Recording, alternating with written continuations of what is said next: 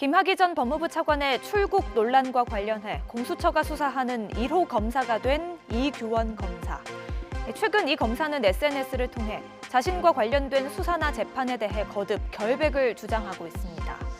이에 대해 현직 검사가 SNS를 통한 여론전을 펼치고 있다며 부적절하다는 취지의 언론 보도도 이어졌는데요. 심지어 징계해야 한다, 검사들의 SNS 활동을 금지해야 한다는 주장까지 나왔습니다. 그동안 현직 검사들, 특히 검찰 내부를 강하게 비판했던 검사들의 SNS 활동을 두고 논란이 계속돼 왔죠. 이문정 대검찰청 감찰정책연구관은 지난 3월 한명숙 전 총리 수사팀의 위증교사 의혹 사건과 관련해 자신의 SNS에 관련 글을 올렸다가 공무상 비밀 누설 혐의로 고발됐습니다.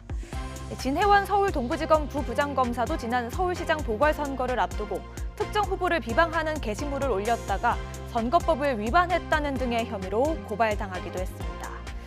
SNS 활동을 두고 검찰 안팎에서도 의견이 엇갈리고 있는데요. 김호수 검찰총장 후보자는 검사의 정치적인 중립은 매우 중요하다면서도 검사의 SNS 활동에 대해 일반적으로 평가하기는 어렵다고 밝혔습니다.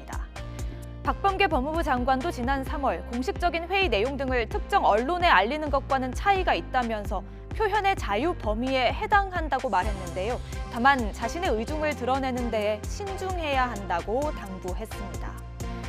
국민의힘 윤한홍 의원이 법무부로부터 받은 자료에 따르면 최근 20년간 검사가 SNS를 통해 공무상 비밀을 누설해 징계받은 사례는 한 건도 없었습니다. 그도 그럴 것이 검사 징계 자체가 쉽지 않은 데다 많은 검사들이 직접적인 SNS 활동보다는 내부 게시판이나 언론 인터뷰를 통해 자신의 견해를 밝히는 사례가 빈번하기 때문인데요. 이렇다 보니 외부 유출이 뻔히 예상되는 내부 게시판을 활용하는 것과 공개 SNS 활동이 뭐가 다르냐는 반론도 나오고 있습니다.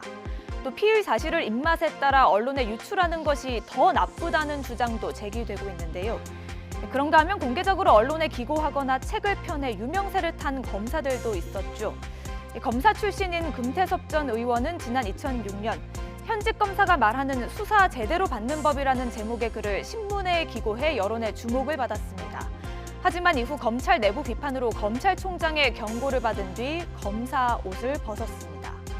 역시 검사 출신인 국민의힘 김웅 의원, 검찰 내부 이야기를 담은 검사 내전이라는 책을 펴내 이후 드라마로 제작되기도 했습니다.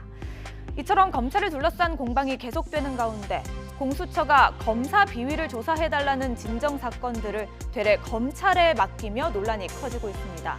앞서 공수처가 밝힌 고소 진정 등의 사건은 1000여 건으로 이 가운데 40%가량은 검사 혐의 사건으로 알려졌는데요. 공소권 없음, 무혐의 처분이 되더라도 판단은 공수처가 해야 한다는 지적과 함께 제19 감싸기를 견제해야 할 공수처의 설립 취지에 역행한다는 비판도 제기되고 있습니다. 뉴스가 있는 저녁 안규령입니다.